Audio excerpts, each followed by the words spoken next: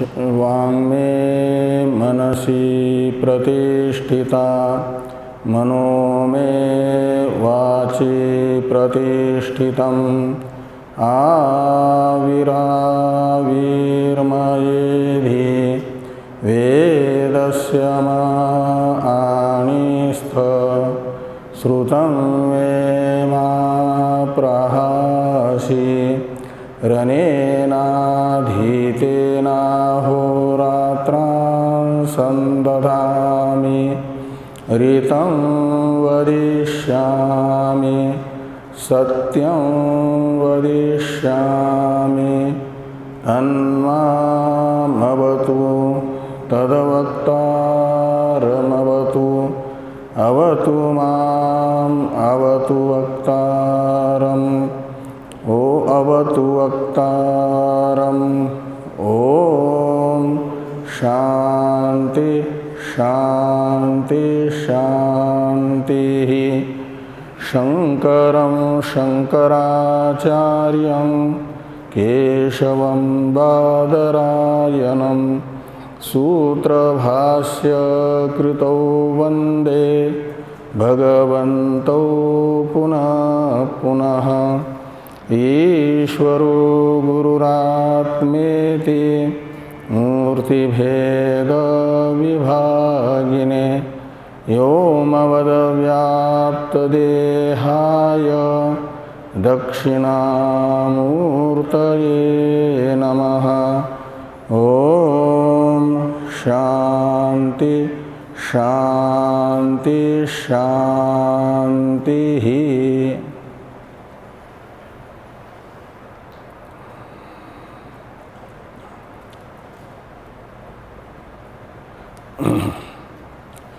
ऋग्वेदीय ऐत्रेय उपनिषद के प्रथम अध्याय के तृतीय खंड का विचार हम लोग कर रहे हैं। इस खंड के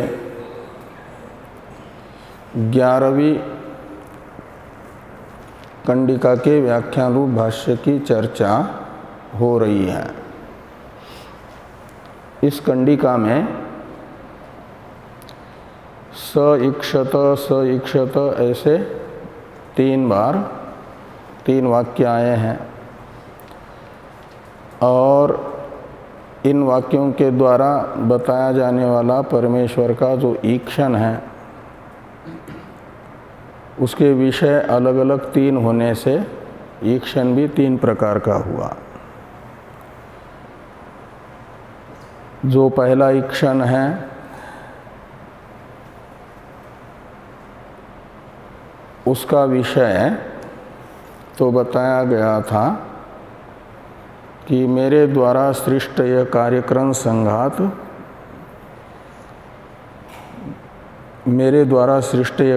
संघात मेरे बिना कैसे रह पाएगा, इसकी स्थिति कैसे होगी। कथम शब्द आक्षेपार्थ में होने से उसका अर्थ निकलेगा कथनचित अपि नहीं हो सकती। तो फिर तृतीय बीच में द्वितीय जो था उसका व्याख्यान बाद में भाष्यकार भगवान करेंगे और तृतीय ईक्षण है उसका व्याख्यान पहले कर रहे हैं। तृतीय ईक्षण का विषय है कि यदि वाचा अभिव्याहृतम प्राणेन अभिप्राणितम यहाँ से लेकर के अथ को अहम इति यहाँ तक के ग्रंथ से तृतीय ईक्षण का विषय बताया गया है। यह सृष्टा जो कार्यक्रम संघात का सृष्टा जो परमेश्वर है उस परमेश्वर का कार्यक्रम संघात में प्रवेश का प्रयोजन बताने वाला वाक्य है। तृतीय ईक्षण को बताने वाला जो वाक्य है, तृतीय वाक्य कहिए उसको,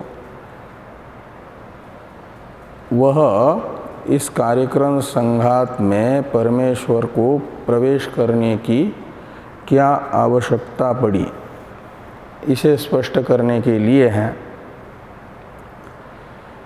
तो प्रवेश के दो प्रयोजन यहाँ पर बताए जा रहे हैं। एक तो प्रवेश का प्रयोजन है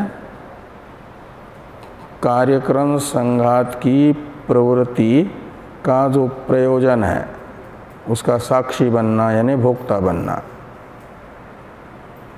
वागादि के वदनादि व्यापार से होने वाले फल का साक्षित्व का ही दूसरा नाम है भोक्तृत्व आत्मा में। और वदनादि व्यापार कर्तृत्व है आत्मा में वदनादि व्यापार का साक्षित्व। तो इस प्रकार ये कर्तृत्व भोक्तृत्व आत्मा में स्वतः न होने पर भी वदनादि व्यापार का साक्षित्व रूप कर्तृत्व वदनादि व्यापार जन्य फल का साक्षित्व रूप भोक्तृत्व की सिद्धि, ये एक प्रयोजन हुआ कार्यक्रम संघात में प्रवेश का परमेश्वर के। और दूसरा प्रयोजन बताया गया आत्मस्वरूप बोधार्थंच, ये टीका में कार्यक्रम संघात में कार्यक्रम संघात का जो रचयिता वह यदि प्रविष्ट नहीं होगा,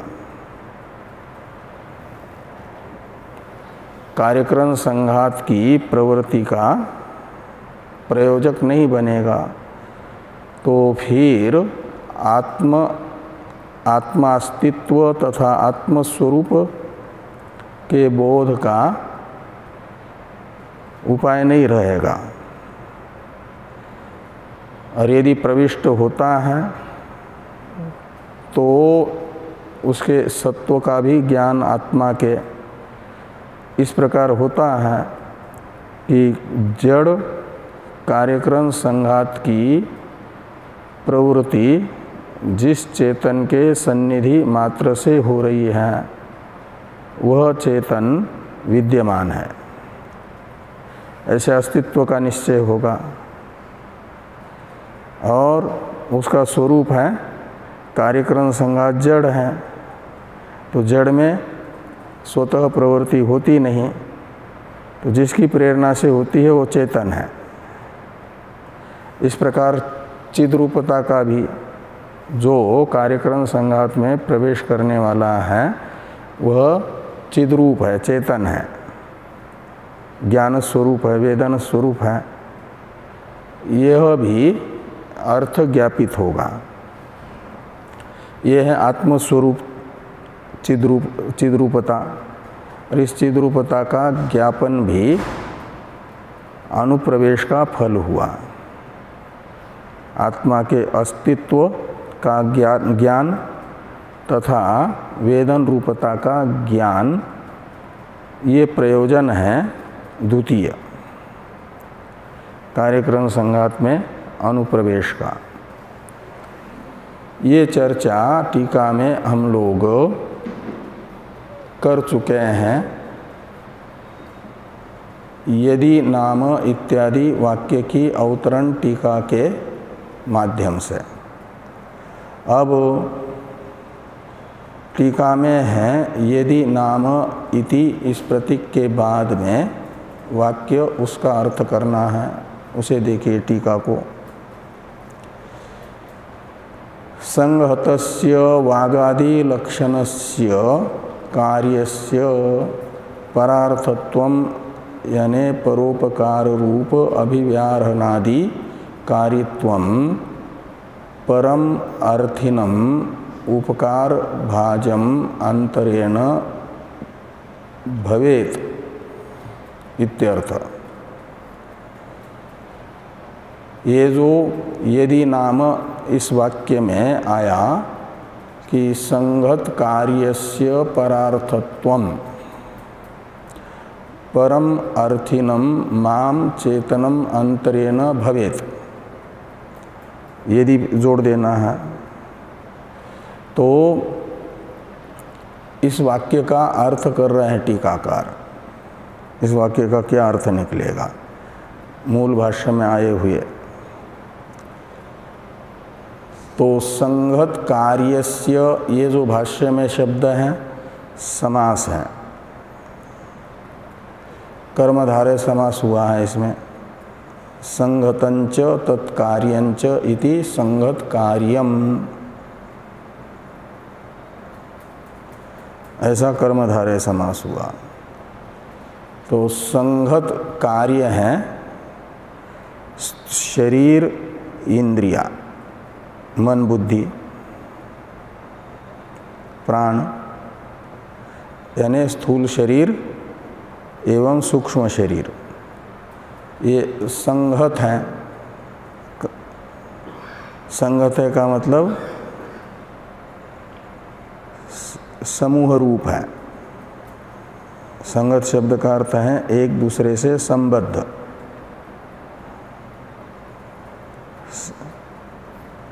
तो जो संगत कार्य हैं वह उसका जो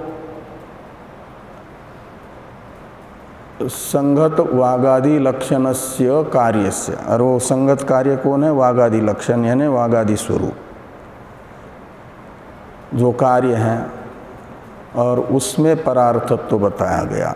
संगत कार्यस्य परार्थत्वम, ये कार्यस्य में षष्ठी है संबंध अर्थ में, उसका धर्म बताया गया परार्थत्व। और परार्थत्व शब्द का अर्थ करते हैं कि परोपकार रूप अभिव्याहरणादि कारित्वम।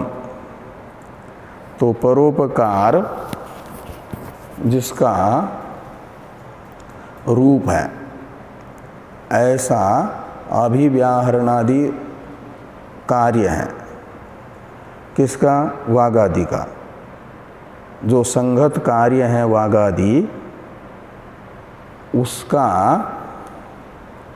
जो परार्थत्व है, उस परार्थत्व का स्वरूप होगा वागादि का जो परोपकारात्मक अभिव्याहरणादि हैं, तत्कारित्व। तत्कारित्व यानी कर्तृत्व। तो अभिव्याहरणादि कर्तृत्व को कहा जाएगा और संगत कार्यस्य परार्थत्वम शब्द से उसका यह अर्थ निकलेगा। तो वागादि में जो वदनादि व्यापार कर्तृत्व है, ये है वागादि का संगत कार्यस्य परार्थत्वम शब्द का अर्थ।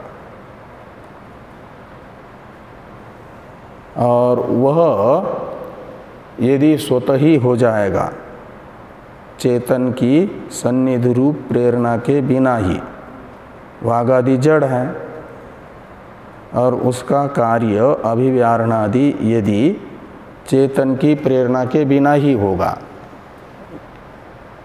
तो क्या इसको दिखाने के लिए चेतन की प्रेरणा के बिना होगा, इसको बताने के लिए मूल में आया था भाष्य में परम अर्थिनम। उसी को यहाँ पर कह रहे हैं कि परम अर्थिनम यानी उपकार भाजनम। उपकार भाजन कहा जाता है उपकार का अधिकारी। उपकार का अधिकारी होगा अभिव्याहरणादि फल का साक्षी, फल स्वामी। अभिव्याहरणादि से होने वाले प्रयोजन का अधिकारी, ये परम अर्थिनम शब्द का अर्थ निकले। अर्थिनम शब्द का अर्थ निकलेगा और परम का अर्थ है अन्य, यानी किससे अन्य? तो कार्यक्रम संघात से अन्य। तो संगत कार्य से अन्य जो उपकार भाजन है यानी उपकार का अधिकारी है, उसके बिना ही यह वागादि मात्र से ही यदि अभिव्याहरणादि हो जाएगा, संगत वागादि के द्वारा ही होगा, तो क्या होगा? तो अथ को अहम, उधर अथ शब्द का अर्थ बताया था तरही, इधर यदि है ना, इसलिए उसका अर्थ निकलेगा तरही। तरही का अर्थ होता है तदा, तद यानी उस समय। ऐसी स्थिति में मैं कौन हूँ और किसका स्वामी हूँ, इस अर्थ के ज्ञान का कोई साधन ही नहीं बचेगा यदि वागादि की स्वतः ही प्रवृत्ति हो जाएगी। तो को अहम, मैं कौन हूँ, अर्थात किन स्वरूपो अहम, मैं किस स्वरूप वाला हूँ, और कस्य वा स्वामी, और मैं किसका अधिकारी हूँ, किसका स्वामी हूँ, ये सब तो स्पष्ट ही नहीं हो पाएगा, इसका बोध ही नहीं हो पाएगा। इसलिए ये स्पष्ट निश्चित है कि वागादि जड़ होने से उनका चेतन जो मैं हूँ उस मेरे बिना संभव नहीं है अभिव्याहरण आदि। ये निश्चित हो जाएगा तो फिर को अहम इस प्रश्न का उत्तर भी मिलेगा। तो किन स्वरूपो अहम, तो चेतनो अहम, ये उसका उत्तर मिलेगा। और कस्य स्वामी अहम, तो वागादि कृत वदनादि व्यापारजन्य फल स्वामी अहम, इसका भी उत्तर मिलेगा। कस्य स्वामी अहम का, कस्य का उत्तर होगा वदनादि व्यापार जन्य फलस्य स्वामी अहम। इस प्रकार ये उत्तर मिल जाएगा, यानी आत्मा के अस्तित्व का निर्धारण होगा और आत्मा के स्वरूप का निर्धारण होगा। ये कब? यदि वागादि कार्यक्रम संघात के अधिष्ठाता के रूप में इस कार्यक्रम संघात में मैं प्रविष्ट हो जाऊं, तो ये अर्थ निकलेगा।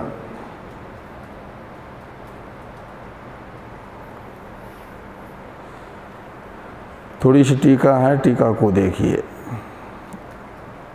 अनेन यदि वाचैव केवलया अभिव्याहृतं भवेत इति एवकार अध्याहारेण वाक्यम योजितम्। तो माम अंतरेण, ये दिखाने के लिए एक प्रकार से वाक्य का जो अन्वय किया गया वह सर्वम वाक्यम सावधारणम भवति, इस नियम के अनुसार एवकार भाष्य में न होने पर भी एवकार का अध्यार करके ही वाक्य का अन्वय बताया गया। योजितम यानी अन्वितम। मूल जो ग्रंथ है श्रुति, उसमें भी नहीं है ना, यदि वाचा अभिव्याहृतम, यदि प्राणेन अभिप्राणितम, इसमें वाचा इस तृतीयांत पद के साथ, प्राणेन इस तृतीयांत पद के साथ एवकार जुड़ा हुआ नहीं है ना। और यहाँ पर टीकाकार कहते हैं एवकार का अध्यार करके, एवकार अध्याहारेण का अर्थ निकलेगा एवकार का अध्यार करके, मूल में भी वाचा एव, ऐसा उस एवकार को तृतीयांत जो संघात अंतपाती वागादि शब्द हैं, संघात अंतपाती वागादि करणों के वाचक शब्द हैं, उनके साथ जोड़ना। वाचैव अभिव्याहृतं प्राणेन एव अभिप्राणितं चक्षुषैव दृष्टं श्रोत्रेणैव श्रुतं, ऐसे मूल में तृतीयांत जितने शब्द हैं वाचा से लेकर के वहाँ तक मनसैव ध्यातम और अपानेन अभिप्राणितम शिष्णेन एव विसृष्टम यहाँ तक के तृतीयांत सभी पदों के साथ एवकार को अध्यारित एवकार को जोड़ देना है। तो ये कहते हैं कि यदि वाचैव केवलया अभिव्याहृतम भवेत इति एवकार अध्यारेण वाक्यम योजितम। ऐसे जैसे यहाँ पर वाचैव यहाँ वाक्य के साथ एवकार को जोड़ दिया, ऐसे उत्तर में भी करना। ये टीकाकार कहते हैं कि एवं उत्तरत्रापि यदि प्राणेन एव अभिप्राणितम भवेत इत्यादि द्रष्टव्यम। तो प्राणेनैव अभिप्राणितम ओ चक्षुषैव दृष्टम ऐसा समझना।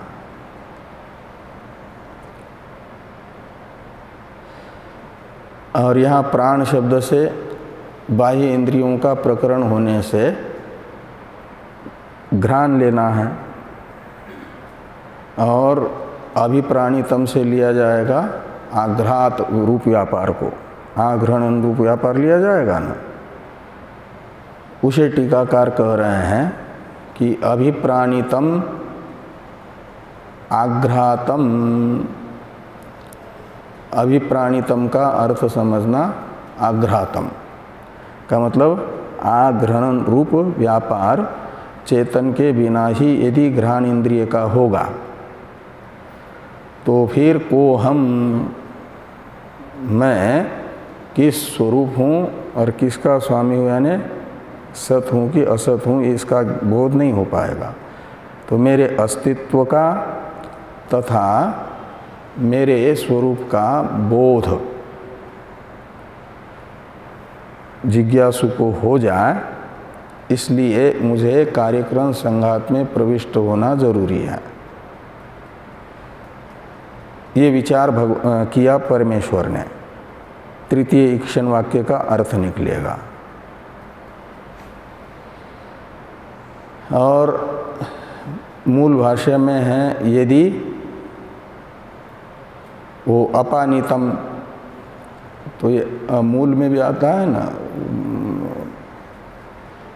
यदि अपानेन अभ्यपानितम, वहाँ अभ्यपानितम का अर्थ करते हैं टीकाकार वहाँ के कि अभ्यपानितम यानी अंतर्गतम भक्षितम इत्यर्थ। अपानेन एव अभ्यपानितम का अर्थ निकलेगा भक्षितम, भक्षितम यानी खादितम। यदि चेतन के बिना केवल अपान वृत्ति ही भोजन रूप व्यापार करेगी तो फिर चेतन के अस्तित्व का और चेतन के स्वरूप का ज्ञान नहीं हो पाएगा।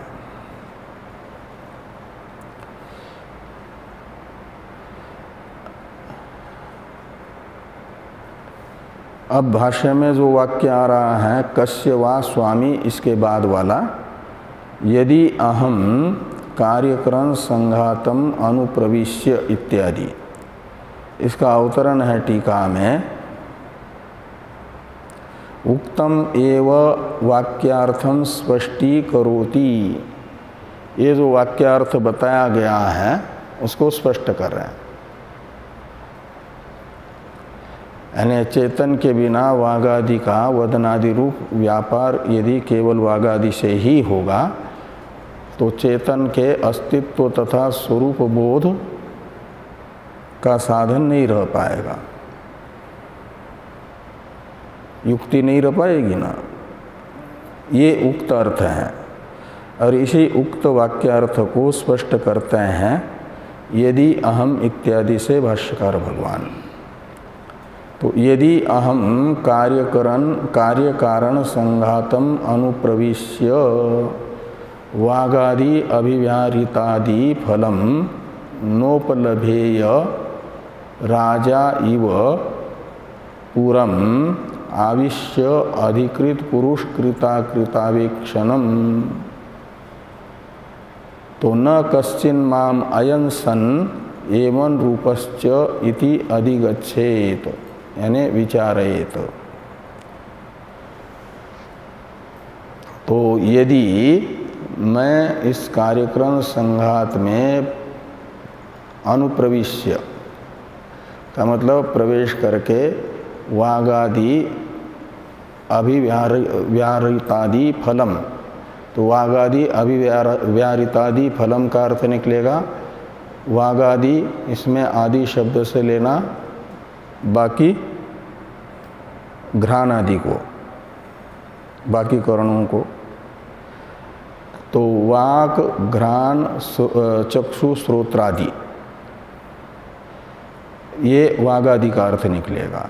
और अभिव्याहृतादि में भी आदि शब्द हैं, उसमें अभिव्याहृतम का तो अर्थ है वदन रूप व्यापार वाग इंद्रिय का, और आदि शब्द से बाकी घ्राण आदि इंद्रियों का व्यापार लेना, वो आघ्राणनादि होगा। तो अभिव्याहृतम, आघ्रातम, दृष्टम इत्यादि ये सब लिया जाएगा। तो ये तो अभिव्याहृतादि शब्द तक का अर्थ हुआ, वागादि के वदनादि रूप व्यापार, ये वागादि अभिव्याहृतादि इतने का अर्थ निकलेगा। और उन व्यापार से जन्य फल,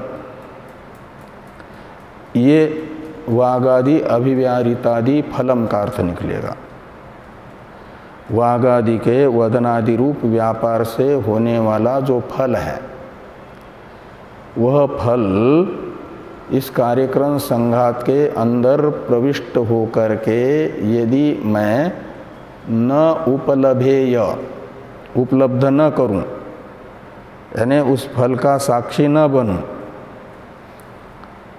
वागादि के वदनादि व्यापारजन्य फल का साक्षी नहीं बनूं, यदि का मतलब भोक्ता न बनूं, यदि फल का अधिकारी न बनूं, इसके लिए फिर अन्वय करना, बीच में तो दृष्टांत आ रहा है न उपलभेय का अन्वय, न कश्चिन माम अयम सन एवं रूपश्च इति अधिगच्छेत विचारेत, इसके साथ अन्वय होगा। तो कश्चित यानी कोई भी मैं सद्रूप हूँ और चेतन हूँ ऐसा विचार नहीं कर पाएगा।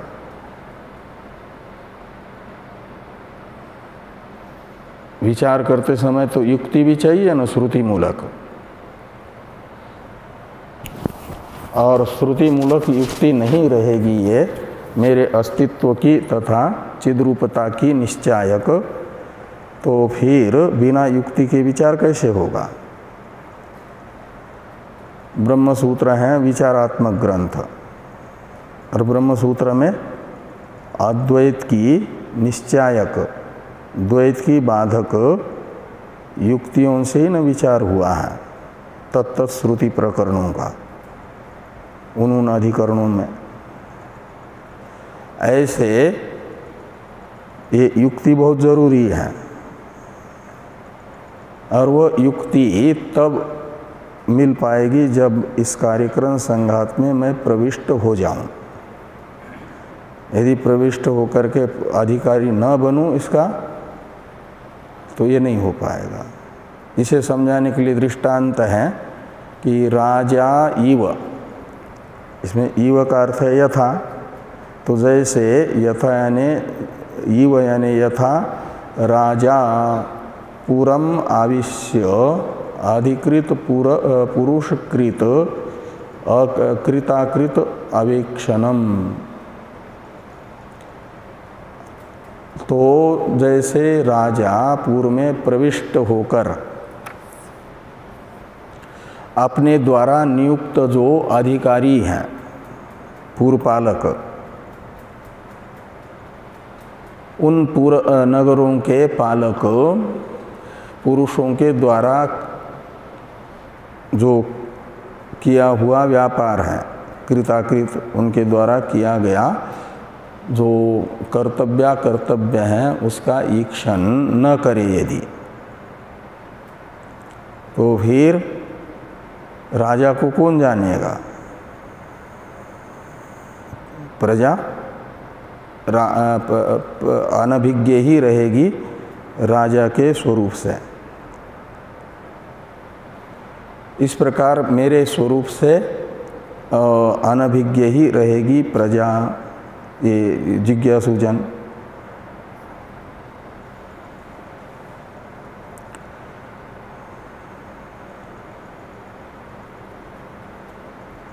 अब दूसरा जो वाक्य आ रहा है विपर्येतु योयम इत्यादि, इसका अवतरण है टीका में।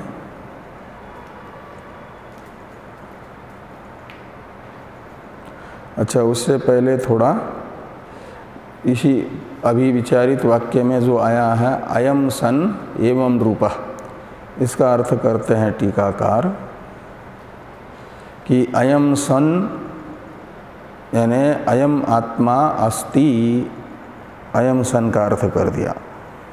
सन में अस धातु से क्षत्रि प्रत्यय करके सन, ये प्रथमा का एक वचन बना है ना, तो उसका अर्थ निकलेगा अस्तिति सन, ऐसी उत्पत्ति है ना उसकी, विद्यमान।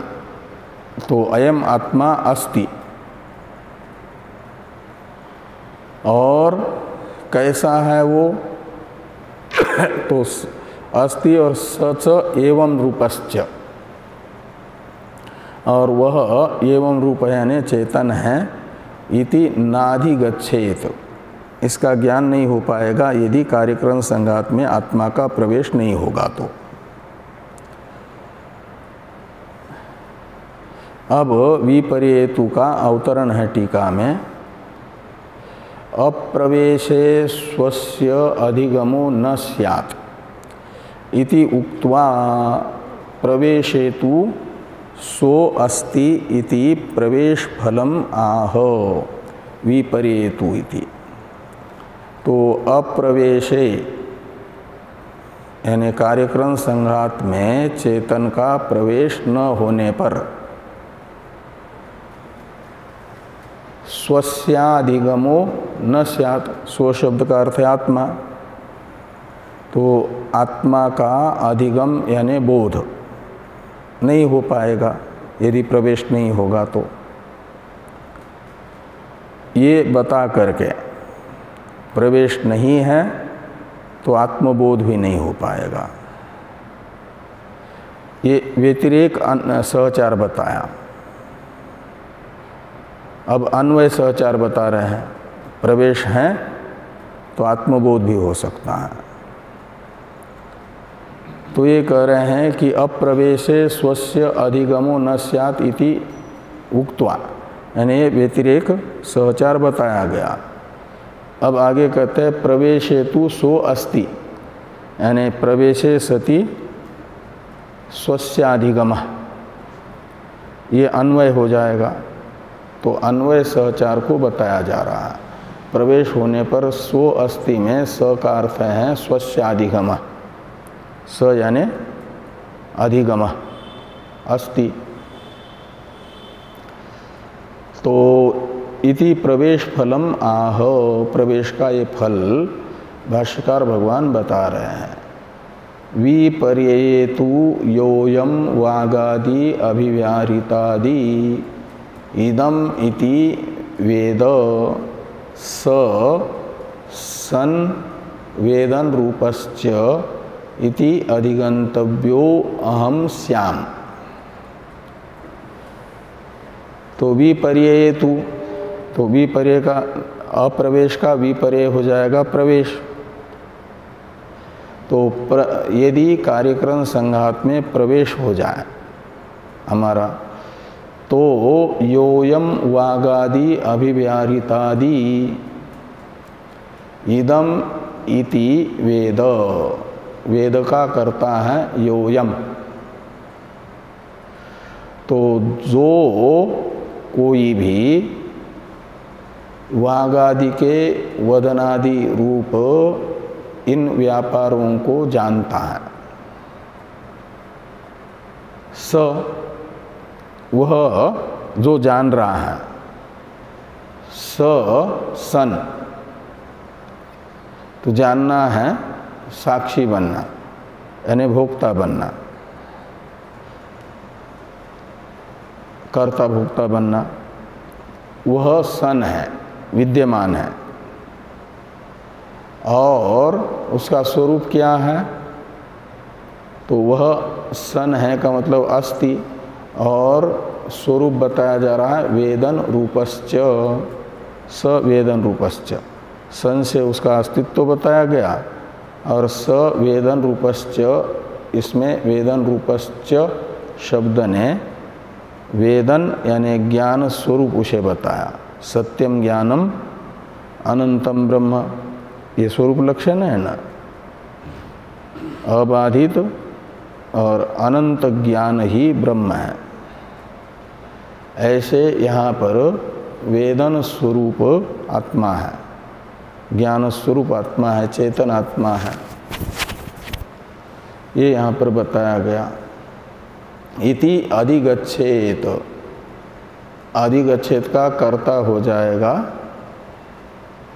लोकः, उसका अध्ययन करना होगा। तो लोक मुझे जानेंगे।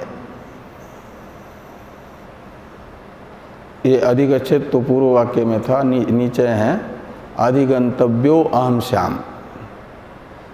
तो ये मैं अधिगंतव्य हो जाऊंगा का मतलब ज्ञातव्य बन जाऊंगा इस रूप में। श्याम यानी हूँगा, उत्तम पुरुष का रूप है ना, लिंग लकार का।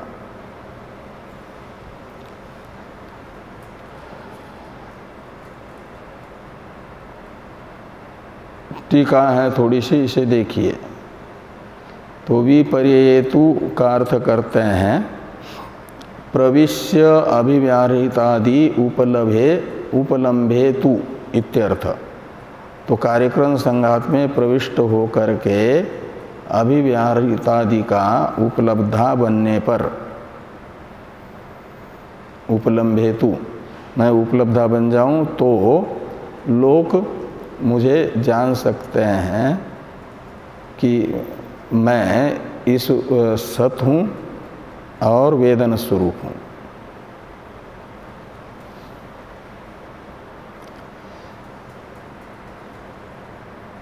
आगे हैं वेदन रूपः, टीका में ही वेदन रूपः संश्च इति अधिगंतव्यो अहम श्याम इति अन्वयः। ऐसा अन्वय करना कि मैं, कहाँ गया, हाँ, वेदन रूपः संश्च इति अधिगंतव्यो, मैं वेदन रूप हूँ और सन हूँ का मतलब विद्यमान हूँ, अभाव नहीं है मेरा। ऐसा मैं जिज्ञासुओं के लिए ज्ञातव्य बन जाऊंगा। अधिगंतव्य यानी ज्ञातव्य, ज्ञेय। और वेदन रूपत्वम उपपादयति, आगे वाला जो वाक्य है उसका अवतरण है, क्या ना, उसी वाक्य में आया ना, योयम वागादि अभिव्याहृतादि इदम इति वेद। यह वाक्य आत्मा के वेदन रूपता का निश्चायक है।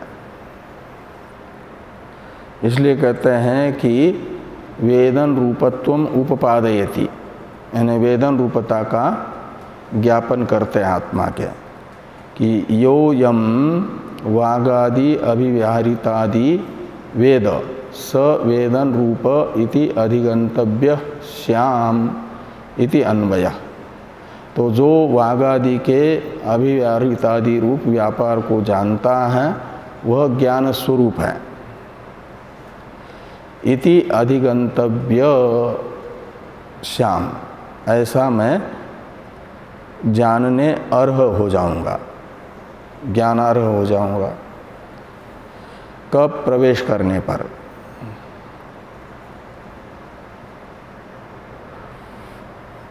और न च वेदितुः कथम वेदन रूपत्वम इति वाच्यम।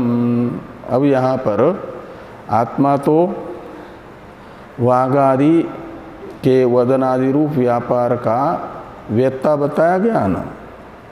योयम वागादि अभिव्याहृतादि इदम इति वेद।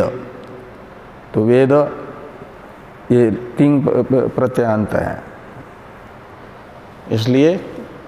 और कर्तार्थ में वहाँ पर प्रत्यय है लट लकार, उसके स्थान पर स्तीप हुआ और स्तीप का वो हो जाता है लोप। तो वेद यानी जानाति। तो वेदिता बताया गया ना आत्मा को, वागादि के वदनादि रूप व्यापार का ज्ञाता है, वेत्ता है। कौन? आत्मा। तो वेत्ता तो कहा जाता है वेदन का कर्ता। तो जो वेदन का कर्ता है वो वेदन रूप कैसे होगा? वेदन तो उसका कार्य हो जाएगा, क्रिया है वेदन, विद धातु का अर्थ। और उसका निर्वर्तक स्वतंत्र कर्ता, इस सूत्र से जिसकी कर्ता कारक संज्ञा होती है वो है वेदिता। वेदन का निर्वर्तक है, न कि वेदन। आत्मा से निर्वर्त्य है वेदन। तो अपने से निर्वर्त्य वेदन स्वरूप आत्मा कैसे होगा? ये शंका यदि कोई करता है तो कहते हैं इति न च वाच्यम। ये टीका में लिखा है कि वेदितुः कथम वेदन रूपत्वम। तो जो वेदिता है, वेदितुः षष्ठी का एक वचन है ना, तो वेदिता में वेदन रूपत्वम कथम, ऐसी किसी को शंका नहीं करनी चाहिए। इति न च वाच्यम। क्यों? तो कहते हैं इसलिए कि वेदितुः अवेदन रूपत्वे तस्य वेदनांतर कर्मत्वम वाच्यम। यदि वेदिता को वेदन रूप नहीं मानेंगे, अवेदन स्वरूप होगा, वो ज्ञान स्वरूप नहीं होगा। यदि ज्ञान का ज्ञाता हो जाएगा, कर्ता हो जाएगा, वो ज्ञान स्वरूप नहीं है ऐसा मानेंगे, तो फिर इस वेदिता का जो ज्ञान है,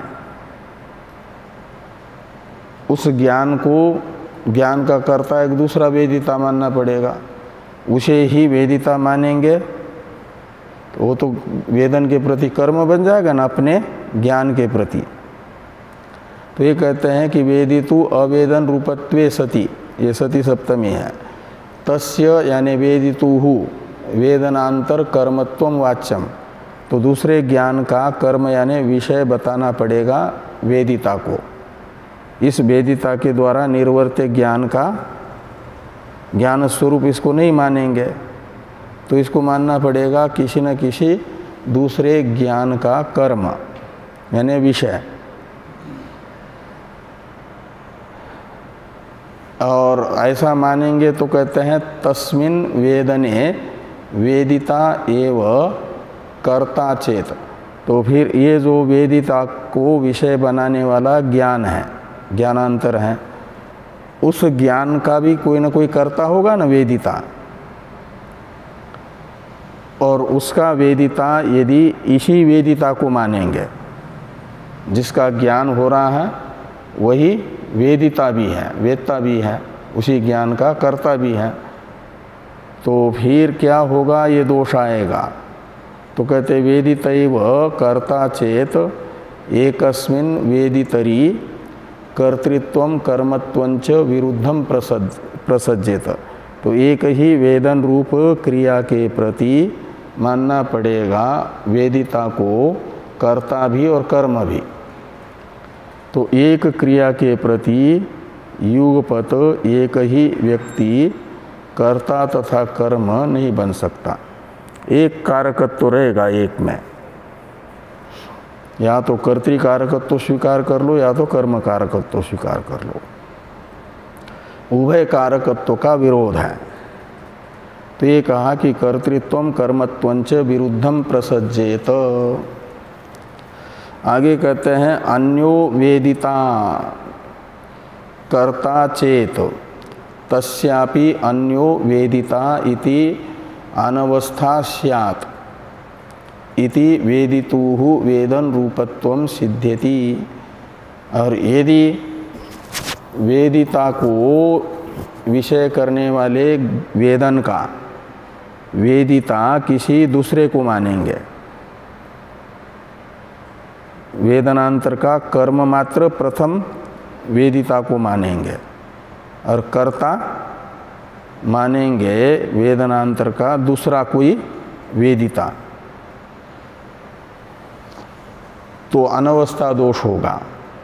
फिर वो जो वेदिता है वो भी तो वेदिता होने से वेदन रूप तो नहीं होगा, तो फिर उसका भी ज्ञान के लिए उसको मानोगे कर्म, तो तीसरा कोई वेदिता स्वीकार करना पड़ेगा, तो अनवस्था दोष का प्रसंग आएगा। ये कहते हैं कि अन्यो वेदिता कर्ता चेत तस्यापि अन्यो वेदिता इति अनवस्था स्यात् इति वेदितुः वेदन रूपत्वम सिद्ध्यति। तो वो अनवस्था दोष से बचने के लिए और कर्मकर्तृ विरोध से बचने के लिए मानना होगा कि वेदिता वेदन स्वरूप ही है। जैसे आदित्य प्रकाश स्वरूप ही है और उसमें आदित्य प्रकाशते इत्यादि प्रयोग में आदित्य के स्वरूभूत प्रकाश का ही कर्तृत्व व्यवहार के लिए अध्यारोपित होता है, नहीं तो प्रकाश स्वरूप ही है। बाकी को तो प्रकाशित करता है और स्वयं प्रकाशित होता है अपने स्वरूप से ही। वो आदित्य प्रकाशते में आदित्य प्रकाश का कर्म और कर्ता कोई आदित्य से दूसरा भिन्न ज्योति हो, ऐसा नहीं है। ऐसे ही यहाँ पर वेदिता ही वेदन स्वरूप है। अतएव टीका में ही आगे हैं कि अतएव श्रुत्यंतरे यो वेद इदम जिघ्राणि इति स आत्मा इति घ्रात्री घ्रेय घ्राण वेदनस्य आत्मत्वम उक्तम इति भावः। तो अतएव यानी इसी कारण से क्या हुआ कि श्रुत्यंतरे अन्य श्रुति में यो वेद इदम जिघ्राणि इति, मैं इसे सूंघूं, जिघ्राणि यानी सूंघूं यानी गंध ग्रहण कर लूँ इस वस्तु का। स आत्मा ऐसा विचार करने वाला आत्मा है। इस वाक्य से ये श्रुति वाक्य है और इस श्रुति वाक्य ने क्या बताया कि घ्रात्री यानी घ्राणन क्रिया करने वाला और घ्रेय यानी घ्राणन का विषय गंध और वेदन यानी उस गंध का बोध घ्राण इंद्रिय से हुआ। ये जो त्रिपुटी है घ्रात्री घ्रेय घ्राणन वेदन यानी त्रिपुटी का ज्ञान, तो वेदनस्य आत्मत्वम उक्तम, इन त्रिपुटी के ज्ञान को आत्मा बताया गया है। जो अनुव्यवसाय ज्ञान है ना, त्रिपुटी का ज्ञान होता है अनुव्यवसाय का ज्ञान, अनुव्यवसाय ज्ञान यानी साक्षी, एक प्रकार से साक्षी वेद्य है ये। तो ये घ्रातृघ्रेय घ्राण वेदन का अर्थ निकलेगा साक्षी का ज्ञान। और वो साक्षी का जो ज्ञान है वो आत्मस्वरूप है, जैसे सूर्य का प्रकाश स्वरूप है और उस अपने स्वरूप से ही वो प्रकाशित होता है। ऐसे आदित्य आत्मा स्वयं प्रकाशित होता है और अपने स्वरूपभूत प्रकाश से ही सबको प्रकाशित करता है। साक्षी का जो ज्ञान है वो साक्षी के स्वरूप से अलग नहीं है, वो ज्ञान स्वरूप ही है साक्षी, वो यहाँ पर बताया गया है। त्रिपुटी का ज्ञान का मतलब होता है साक्षी ज्ञान, जैसे अहम सुखी, ये त्रिपुटी का ज्ञान है। तो यहाँ पर वो सुख अलग, सुख का ज्ञान अलग और सुख से विशिष्ट आत्मा का ज्ञान अलग, ऐसा नहीं, वो साक्षी रूप से ही भाषित हो रहा है। सुख विशिष्टो अहम ये ज्ञान, ये भाष्य पदार्थ, साक्षी भाष्य जो होते हैं ना, वो जितने वो साक्षी के स्वरूप से ही भाषित होते हैं।